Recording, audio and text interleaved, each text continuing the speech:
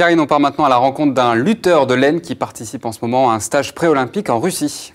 Oui, il s'appelle Xavier Beaufort, il est du club de Belleux, c'est près de Soissons, et il est pour l'instant remplaçant dans la sélection française.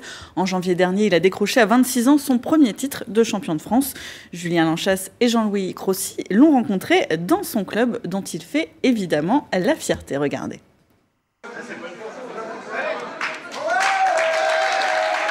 De l'admiration plein les yeux pour ces petits lutteurs en herbe.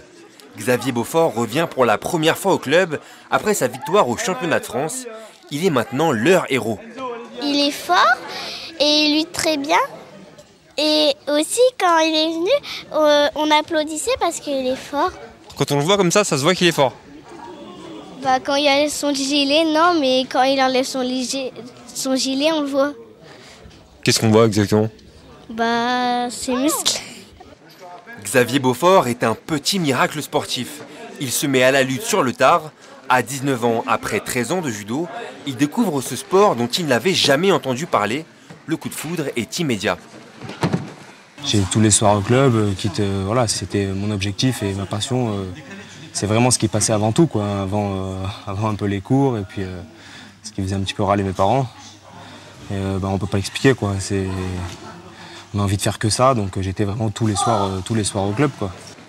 Alors qu'il ne faisait pas partie de l'INSEP, l'école nationale des champions, et qu'il s'entraînait beaucoup moins que les autres, il a battu tout le monde pour décrocher son titre. Car Xavier Beaufort, ce sont des qualités physiques certaines, mais également humaines. C'est quelqu'un qui est très humble, courageux, travailleur, et quelqu'un qui a confiance en lui.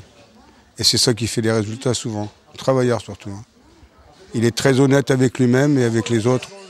Le Picard, nouveau venu dans l'équipe de France, a offert d'emblée une victoire à son pays contre le Japon. Étant encore considéré comme le numéro 2 français, une qualification aux Jeux Olympiques s'annonce peu probable. Mais au dire de tous, sa marge de progression est énorme. La hiérarchie nationale, voire mondiale, risque bientôt d'être chamboulée.